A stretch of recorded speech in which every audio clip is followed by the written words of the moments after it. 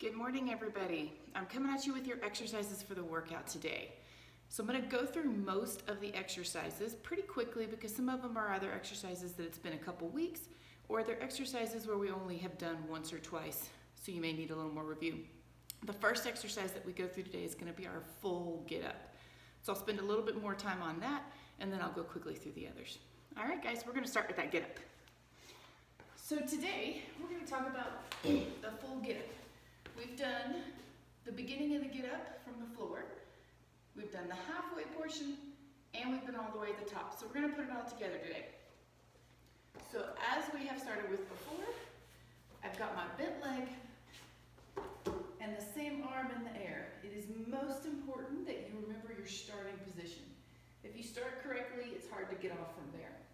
So my arm is up, my knee is up. It starts with that sit up. From here is the lift and the long leg slide through. Lift, long leg slide through. Come up to vertical, and from here I'm just standing. What I like to do at this part, let's get my back a bit. What I like to do from here is to not actually put that foot down unless I absolutely need to. Otherwise what happens is I get to here and go, uh-oh, which leg goes back? So, if you keep your heel up, then it'll be easy to remember that's the leg that's going to go back down.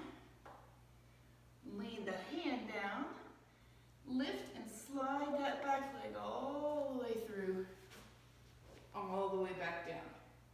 So one more time, I've got bent knee, same side arm in the air, sit up, pressing through that hand, lift, slide the straight leg all the way back as far as you can. Come up to vertical. Bring that back leg with me. Heel stays up. That leg goes back. Arm to the ground. Lift and slide that leg all the way through. All right, guys. Give it a try a couple times before you hit it in your workout. It will make a lot more sense that way. So when you do this today, you're going to go 60 seconds all on one side. Then you'll take a break from it and go to your kettlebell or dumbbell swings, and then you'll come back and hit the other side. So try to remember, I like to think about it if it says full get up left, then my left knee and my left arm are in the air. So that when I go to full get up right, I've got right knee and right arm up. Helps me keep it separated, but whatever works for you. Okay, so a quick review of our kettlebell swing. Everybody in here has done kettlebell swings, but what you may not have is a kettlebell, so you may be using a dumbbell. Remember, your dumbbell works just the same. So if I've got a dumbbell in my hand, I'm hanging on to the middle of my dumbbell, so both ends are on opposite sides of my hand. From there, it's the same movement. It's going to swing just like your kettlebell did. Hips go back, shift back in those heels. Arms swing between the knees, and then you drive forward with the glutes, extending the hips, and the arms come up in front of you. Remember, kettlebell swings never come from the shoulders. If you're feeling your arms or shoulders on your kettlebell swings, there's something we need to fix. Most likely, it's because you are lifting instead of driving from those glutes. If you drive from pushing the hips forward and squeezing the glutes, you shouldn't feel shoulders. If you still do, take a video of yourself and send it to me, and we'll break it down and see what we need to fix. All right? Okay. So the second block of exercises are half band, half either body weight or added resistance. So I'm going to go through quickly the band ones. Somebody had pointed out to me earlier that it's been kind of a while since we've done some of the band ones and we haven't done them consistently. So I want to make sure that you remember what they all are. The first is our reverse lunge and low row. So remember the difference between our rows. Low row means the elbows come low and into the side. High row means the elbows go out wide. So our reverse lunge and low row would look like reverse lunge, low row, elbows low, up and switch. Pull, up and switch. Remember that you want to keep the lunge separate from your row. combine them, a lot of times what happens is we are not using the right muscle groups to row with. We're using the momentum from our lunge back. So it ends up looking like this. So make your chest go back with you in lunge, then nice strong row. All right, from there, we're gonna go into our T wood chop combo. So this is a combination of our nice wide T with our wood chop. So on this move, you're gonna count your T's. Keep that in mind. It doesn't matter which way you step to your wood chop, your T is what you're counting. So I'm gonna start with one big T, nice big pull. From here, I'm gonna step back and turn and open my hips into a wood chop. So I'm gonna step back, and I'm gonna wood chop and rotate as far as I can. Come back to center. T, step back the other side, and wood chop. Most important on the T wood chop, which is what most people end up doing wrong without even realizing it, is when you step back, only one foot moves. So at all times, you're gonna have at least one foot pointed at your band. So I go T. If I move both feet, I have made this a much easier move on my core. Now both of my feet are facing sideways. The foot closest should never step. So my big T, one foot stays pointed at my band, step back, and rotate from there. All right, so watch what your feet are doing. From there, we're gonna turn around for our band chest fly. So remember, on the fly, arms are long, slight bend in the elbows, palms are coming forward. Really important that you remember that your arms do not need to come all the way together. We lose the resistance on our chest when we get to about shoulder width. So once you reach about shoulder width with those hands, take them out nice and strong and pull them back in. Open, and you can feel the difference too if you bring them all the way in.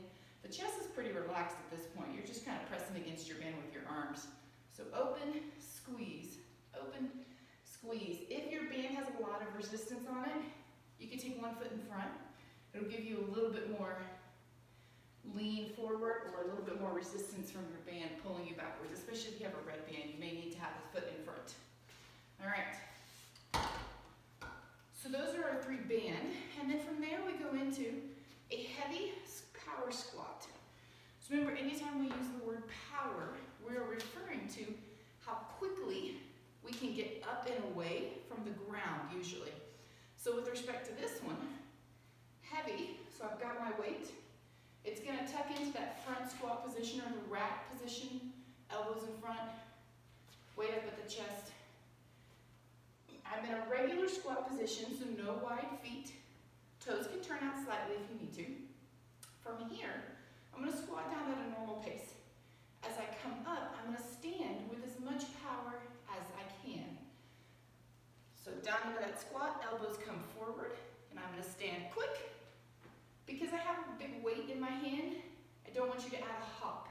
It creates a lot of force on your landing on the way back down. So if you're standing with power, it's either going to pop you up nice and quick. It may take you up on those toes. Either is fine, but I do want you to stay on the ground. So from sideways, knees are going forward, not out to the side. Elbows go forward to meet them. Quick stand, squeeze the glutes in, and it presses me up on my toes. That's our power squat. All right, coming down for a stepping push-up. So this one, we're gonna start in a plank, hands close together. I want your thumbs actually to touch. So starting with my thumbs touching, plank position, feet about hip width. From here, I'm gonna step one hand out wide, and I'm gonna drop into a push-up. I'm gonna come back to thumbs touching, and I'm gonna step out wide the other way, and back to center. So that's all our stepping push-up is. We're starting with a narrow base, nice wide push-up, back to center, wide push-up, back to center. Feel free to drop to those knees if you want. Your setup, you may want to go ahead and straddle your mat with your hands and your feet so that when you step out wide, if you need to drop to your knees can drop over that mat. tuck-ins flat to bicycle. So remember, tuck-ins flat or V-ups flat or alternating V-ups flat just means that we are going back to a flat body on the ground every time. So this is a combo move. It's been a few weeks since we've done this one. I'm going to start from that flat stretched out position. Remember, the first thing you do from here, pull those abs in tight, curl the pelvis under, and press that low back down. So I'm going to press that low back down, and I'm going to pull everything into that nice strong tuck-in. I'm going to go back down, hands behind my head, and I'm going to sit up for one bicycle and the other bicycle, and then repeat. Abs in, press that low back down, big tuck, all the way back up. One bicycle and the other bicycle. So just a combo move, really focusing on that core. Remember on that one, slow and steady wins the race. You really want to focus on the way down, curling the pelvis back under, especially if you tend to have a weaker low back than you do front side core. Really focus on trying to press that low back down on the way down. Putting the focus in the core in the front, pressing down, strengthening that low back. All right, guys, I hope you have a great workout. Let me know if you have any questions, and I will see you soon.